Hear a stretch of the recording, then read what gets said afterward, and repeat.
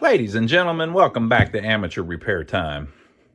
It's kind of late at night, and I figured I'd start a new video on this new clock here that I'm going to be working on. Let me turn on the light here. There we go. That's better. I knew something was off. And the neighbors, it's really late, and the neighbors are outside playing music. So you may hear a little bit of that. And you may also hear our clock tick-tocking away over there. That's that one that Ansonia that we fixed a little while back. And I did so well with that one, I thought, hey, while we're hot, let's do another one. So if you didn't watch, a long while ago, probably a year and a half ago, I bought a whole bunch of clocks from a gentleman who had passed away from his family. And they were in horrible shape and just it was a big, huge mess. And one of my favorites out of all of that was this clock. Now, whenever I found it, if you didn't see that video, there were just tons of parts laying around. There's stuff everywhere. And one of the pieces was this clock right here with nothing in it. So the movement wasn't in it. And the face wasn't on it. The guy had a habit of taking everything apart and then he never put it back together again. So some of the movements were completely disassembled. I had faces laying all over the place. And they were all in this big farmhouse. And some of them were filthy and stunk and everything else. And so I bought all these parts and, you know, I know you're wondering, well, why did you buy them? Well, I'm really interested in clocks, and I figured it'd be a cool way to get like a ton of parts. So I did. I got a ton of parts. And this case really kind of stuck out to me. I thought it was just an interesting case. And there was no movement in it. And I looked around through the movements that he had laying around and found this one. I kind of could tell that this was the face just because of how it fits. It had a cracked piece of glass on it that I took out. And it's kind of hard to see, but the screw holes all line up. Everything lines up, right? And then I was able to find a movement that appears to be the one that was in it. And the reason that I know that is because this case has an adjustment here on the front that you don't see on a lot of them. So this appears to be the original face-off of it that the guy had removed at some point. And then that movement appears to be the movement that was in there because it lines up and everything seems to be correct. So I put that back together. I never got the thing running or even tried to get the thing running. But since I've got that ultrasonic cleaner now, and we did so well with that Ansonia, I figured we would try working on this one. I don't even know what brand it is. I would guess Sessions, just kind of looking at the movement from here, but we'll see. So this is what we're starting with. So the face we won't need for quite a while. Also, we don't have the hands, but I've got a bunch of extra hands. Now the case itself, it's a little bit damaged up here. And it's splitting apart right here, but that can be fixed.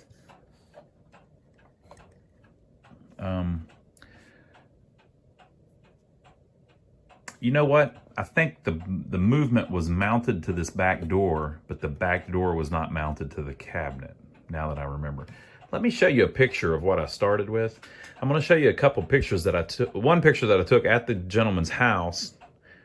You can see kind of the mess. And then I'm going to show you another picture of them on my front porch when I got them all back here to the house.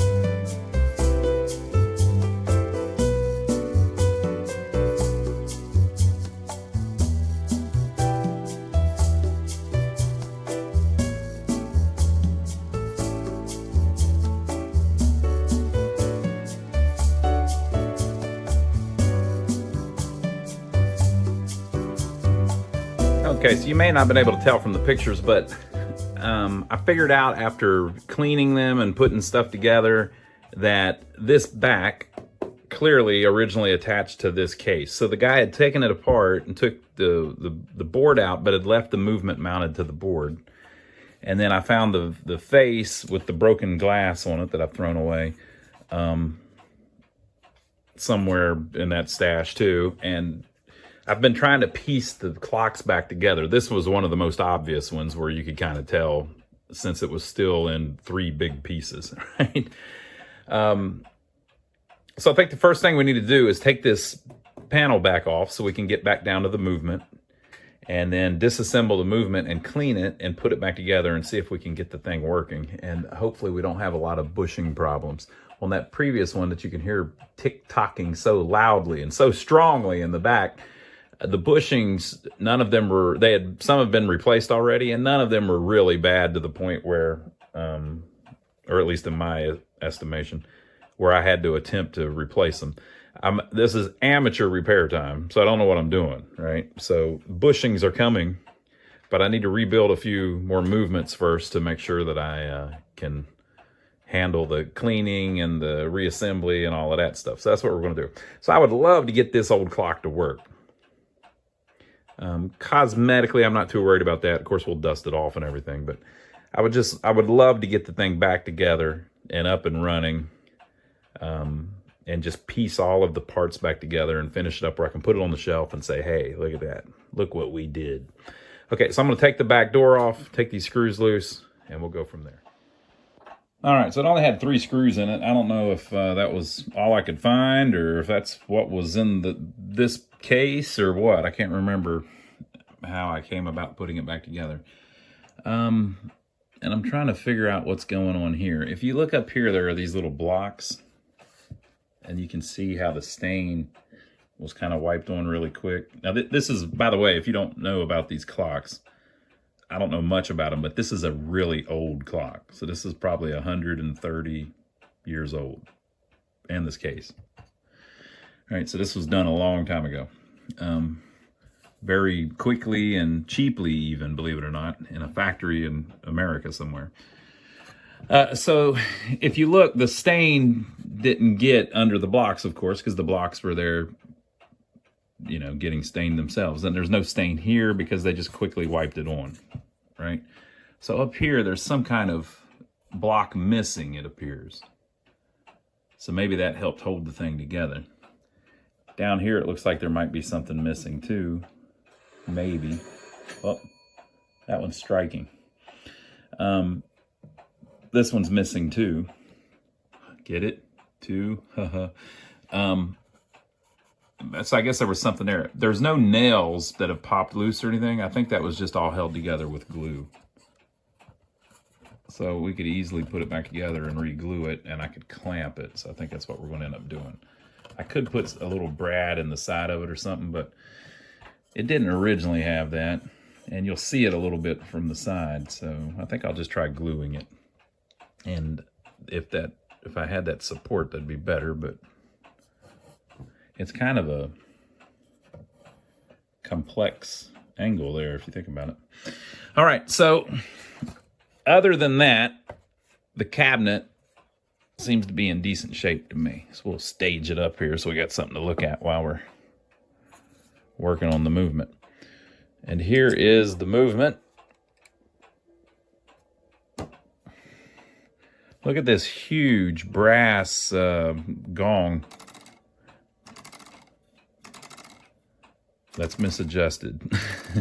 What probably happened is this thing was flopping around since the guy had it out of the cabinet, and this got bent a little bit or something.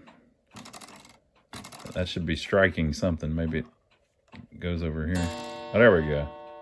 It wasn't released. The hand hadn't released from the hour wheel there. Or is that the hour wheel? What is that called? The strike wheel? Whatever. Yeah, so let's see what we have here. What brand is this? An Ingraham, maybe? I think it says Ingraham, doesn't it?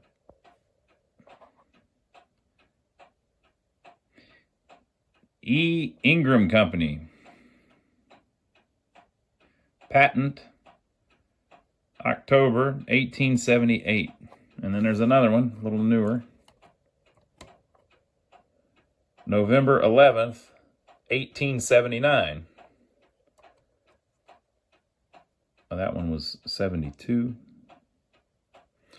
All right, so it would be sometime after 1879 in Bristol, Connecticut. Now, sometimes you will find a date stamped on it somewhere. I don't know if Ingraham did them that way or not.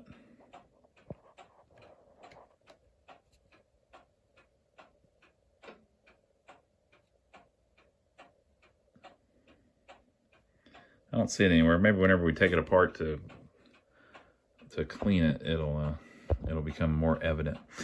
All right, so I'm going to remove the movement from this board. So we've got a screw here. Looks like it's original. Who knows if it's ever been removed. One here where that board has split, actually. And then two at the top. Let me see if I can get the movement off of there. All right, well, I see one bushing on the back that looks pretty rough, but let's look at the bushings here. All right, I don't know if it would be considered a bushing if there's no bushing in it. A little bit of play there. These aren't crazy. That one seems all right. So that is a replacement bushing, I'm pretty sure. So it's been worked on at some point in its life. There's another one there.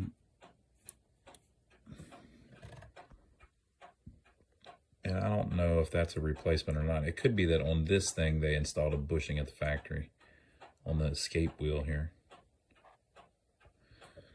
I mean, you can see how dirty this thing is. The ones up there look all right. And it could be, too, that only certain ones ever wear in the first place. I don't know. So this is the governor. Bushing there. Or, yeah, that's a bushing. Original there.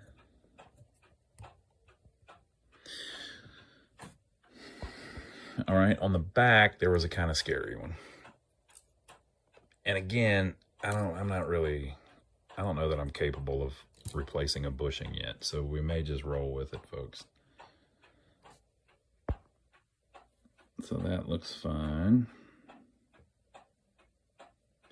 That looks fine. That looks fine.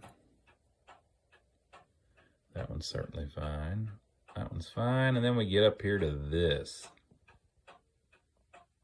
What in the world is that? I can't even tell what we're looking at. We'll have to clean it first. So yeah, that's not good. And that it may be that, you know, as amateur repair done, it may be that that's the one that always wears, and that that's what bad wear looks like. I don't know. Or maybe it's just dirt. Is it just filth?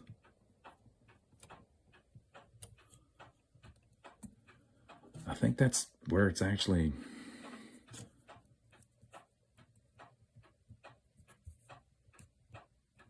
Like, I can't quite even tell what that is.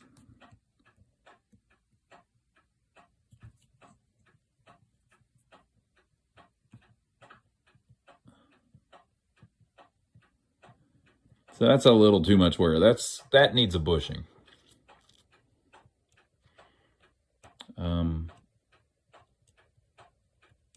But you know,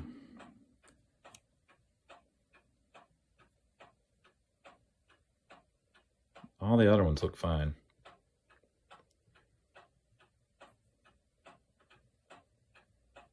It's just grease on that one. All right, yeah, so we got one there that's rough, really rough.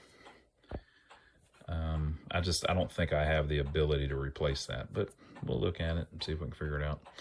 Okay, so these springs are a little scary. You know, you can get hurt by these springs. I think what I'm going to do is go ahead and clamp them. I've got some clamps, but the problem with the clamps is you can't take them off once you put it back in the thing. So I think what I'm going to do is use some zip ties, or like I think one time I used a piece of a coat hanger or something to basically tie this spring off around its post here so that it can be removed. If I were to try to remove it like this, it's going to just spring out even farther, and then I'm gonna have a big old mess on my hands. And this is like, I think this is a 30-day spring, I think. Maybe not, maybe it's just an 8-day, but they're fairly large and fairly thick. It's like a bad slap bracelet. If it slaps me right there, we got big problems. Look at that vein there. I don't want that vein getting slapped by that metal. Yeah, so I got to figure out how to get that back down a little more concentric how it needs it, and then tie it off so we can safely take it apart. Whew, I'm gonna get some comments about this one, I know. All right, so the problem is if these spring out, if the spring is extended out like it was, you can't move these great wheels around. So you have to not only wind in the spring, but then you can't take it out like that, because if it's wound up whenever you take the plate off, big problems. So you have to wind in the spring, put something around it to hold it in place. So I've used an old coat hanger that I cut up.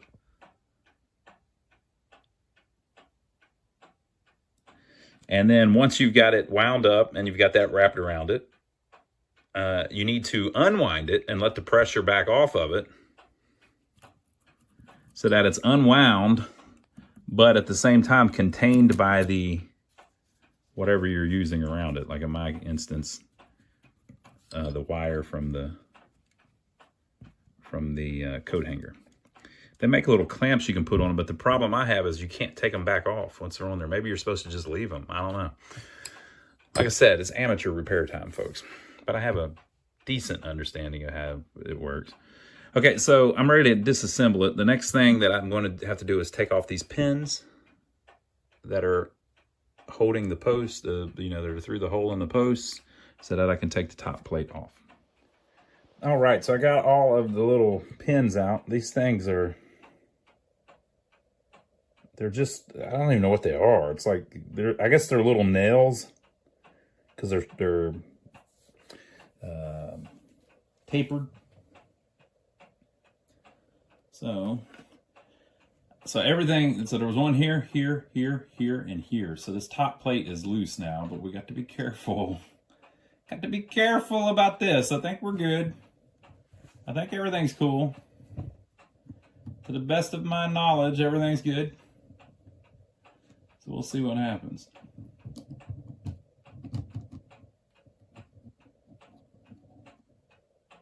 So there's nothing holding anything now, so we got to be very careful of the escape wheel. And it kind of just very carefully comes out. Like a son. That thing is filthy. So we're taking it all apart.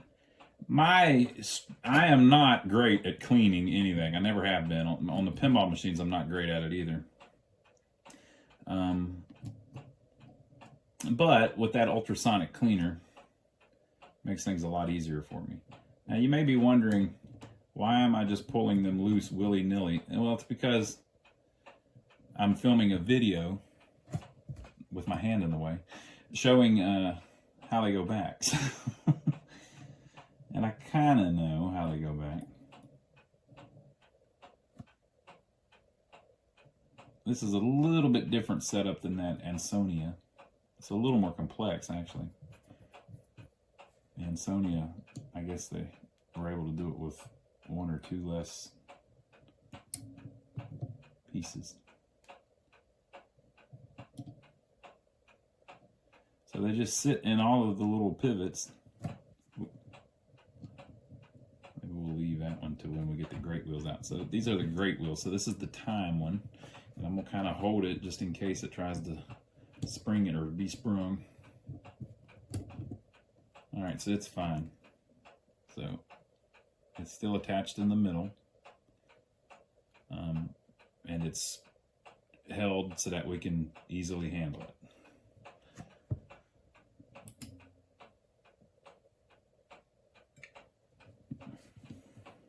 Same with this one.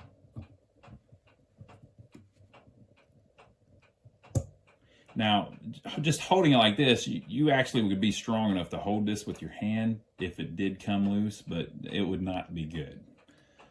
And if you pull on this too much, you might get it to spring out of the middle, and that would not be good either. So, yeah.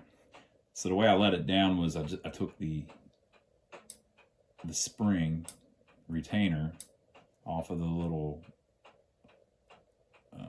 what do they call that thing?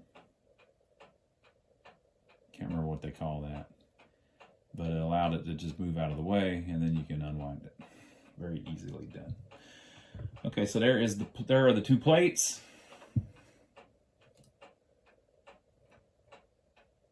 You can also take this off.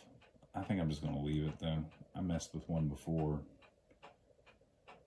There's a screw right there to take it off. If you took this screw loose, this could go down farther and then you can get to that screw. But I think it might be all right the way it is. And then this hour wheel, or whatever they call it, the strike wheel, if you pull that little clip up, it pops out of that little hole there. And then you can slide it off. It's like a little retainer clip. And you know, you just try not to bend anything, but if you do bend it, you can bend it back. All right, so that's pretty good. This is a little tricky though. I'm always wondering how it goes back. I should be able to tell because of all of that wear on the brass. All right, so I'm going to go put it in the ultrasonic cleaner. If you didn't see that, we messed with it on that Ansonia clock. And then we'll see how clean this stuff can get. You can see, you know, they're filthy. I mean, absolutely filthy. This gong here, I'm not going to put in there. So that'll be what we measure it by. And everything was about like that. Let's see if I've got a key that's about that filthy.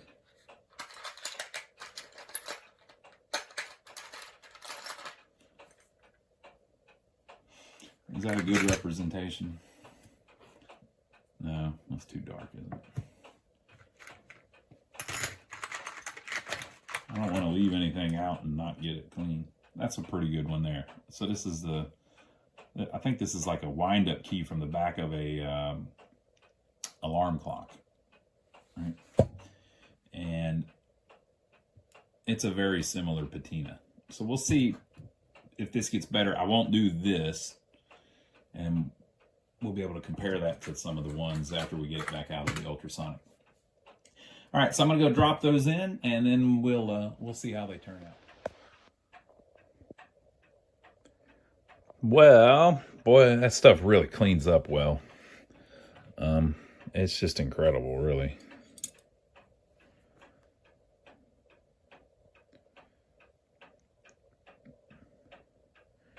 For working on a clock, that's the best thing I ever bought. It really helps me get them at least somewhat clean. Whenever I try to clean them by hand, I'm just horrible at that. Now, someone who really knows their stuff could probably get them even cleaner than this, but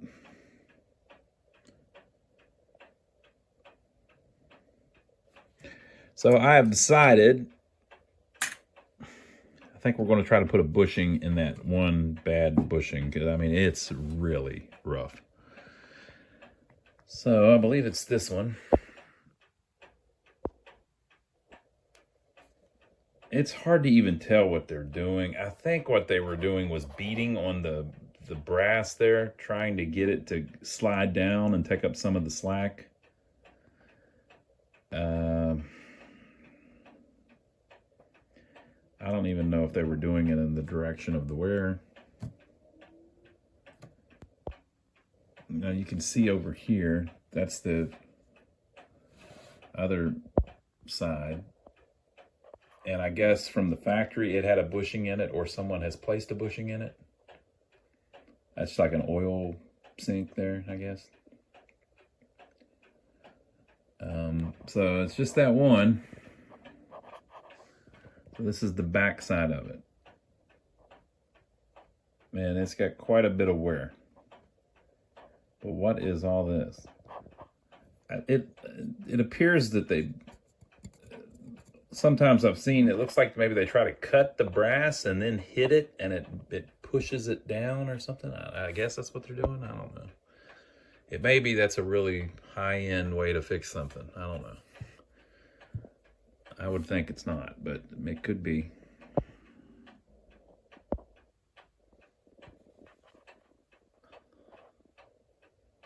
So that's what we're working with. So you see how that hole is very elongated. So I need to figure out which direction it's moving, which you can kind of do by putting the powertrain together and then just seeing which way it pushes it, and then that tells you that's the way that it's moved.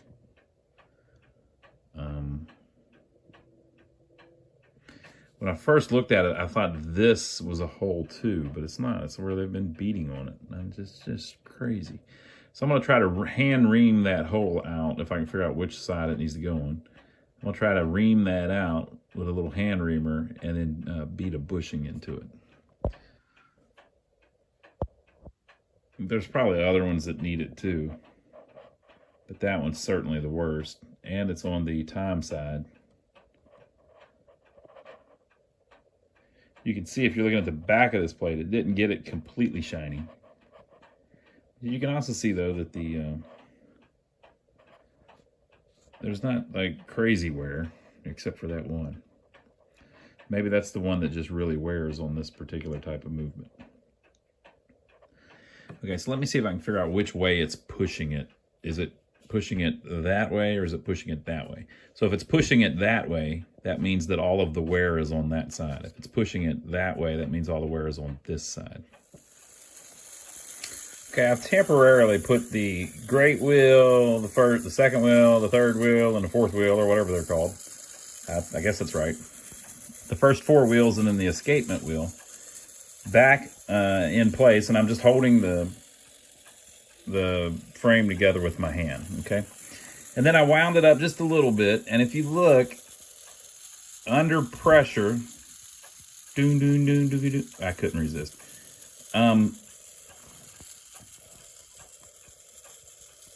That pivot is up.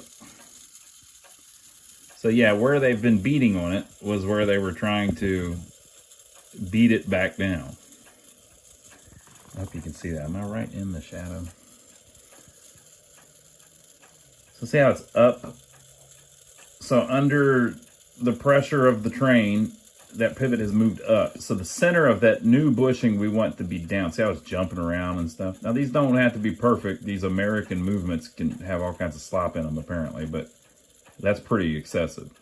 So we want the center of the new bushing to be down, not up. We're trying to move it downwards back to where it originally was. It has moved, we'll say north in the way I'm holding it, as it's worn. Okay, so that helps me. Okay, so I've got this little assortment of bushings. It says the system made in America. This is the KWM something system? There's a German system and then there's an American system. They don't have it named on here because I'll bet this is like a knockoff or something, but I bought these. And you see it says height 1.4 millimeters. So that's the thickness of the bushing, which should be similar to that or good for that. And then there's all these different ones. And basically, if you look at this little chart, the diameter of them all is 2.7 millimeters. So every one of these bushings fits the same size hole in the plate. And then the inside of the bushing is the bore 1, 1.1, 1.2, 1.3, 1.4, 1.5, 1.6, 1.7, 1.8, 1.9. So the 2.7 millimeter is this reamer right here. So if you run this through one of these holes long enough, it will cut that sucker until it is approximately 2.7 millimeters. And then you can press the bushing into it, beat it in with a hammer, and then you will have a brand new hole. The reason that we had to figure out where the wear was is because I want to make sure that, like, if I put the bushing right here, that wheel is not going to be in the right spot. It's got to be right where it originally was. So it's important to know if it was originally here or if it was originally here. Well, we just figured out it was originally here. So I'm literally going to take this reamer by hand and start running it through there and cutting it, trying to stay on this side of the hole. So that's where my center is. And once this entire thing will get through there, it's a little aggressive. I probably should have 2 of them to do it, but we're going to do it with this one. Once this entire thing will get through there, it will be big enough to take one of these bushings. We can put the bushing in, and then it'll have a brand new tight bushing in place. So that's what I'm going to attempt. All right, now, if you have messed with these, you can tell that my handle is the wrong handle. Not my fault, folks. I ordered the right handle. They sent me the wrong handle. So I made it work, or I'm trying to make it work. It's hard to do this where you can actually see it. You know, I understand you can't see it that good, but I have, I believe, recentered the hole, or close to it. And now I'm just cutting it. All right, I think we about got it.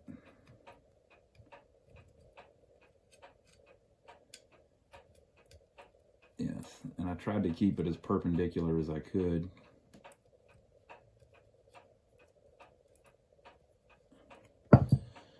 Okay. I don't know if that's perfect or not, but that's going to have to do. So that's our new hole. So now we need to try to put a bushing in it. I wish I had remember, folks, amateur repair time. This is not professional expert repair time. This is amateur repair time. You'd be better if you had a chamfer bit. I don't really have one of those where it kind of bevels the edge of it so that your bushing will fit in there better. But that's what we're working with. And I mean, I believe that has repaired it. I don't know if it moved it down far enough, but so, you know, we may have a situation where the center has moved slightly. I'm going to pick a bushing too that's not like super, super tight, just a lot tighter than it was. And we'll see if I can get it to sit in there. All right, so I picked one that was 1.5 millimeter. It seemed like it was a pretty good fit, but there's a little bit of wiggle room in it. The reason I'm doing that is in case I'm off, you know, which I probably are. We could try to eyeball it. Should we try to eyeball it within a millimeter? You know, you can tell by just looking at the other plate, really. So is that the same distance from that corner as that?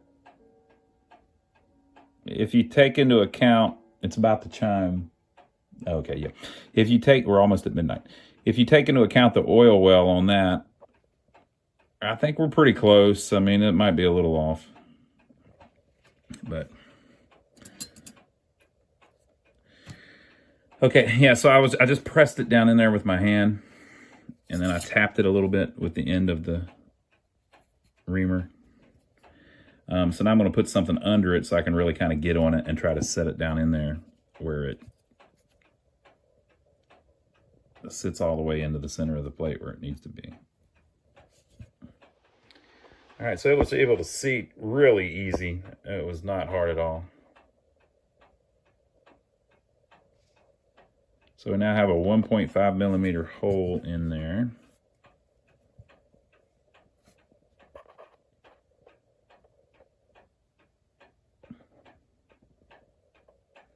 To fix their boo-boo. All right. So very cool. So I think what I'll do is I'll put that one side back on, and then we'll just see if it looks like everything's moving freely. All right, so I got them laid back in there. Ooh, I like how it looks so far. So let's put a little wind on it. and just see what happens. And remember, it's just sloppy in there. I don't even have the plates nailed together or anything. Let me get a little wind on it, and then we'll try to pick it up if I can keep from bending the escape wheel while I do that. This is not the best way to do this, but it's a good test, isn't it? I mean, obviously it's moving fine. And again, I don't have anything holding it in place.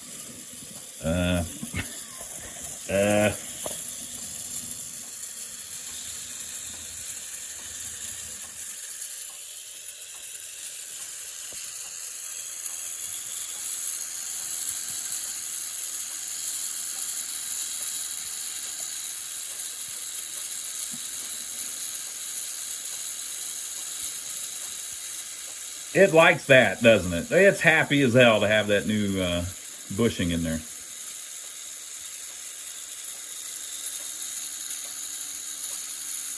Look at me, Mom. I can fly.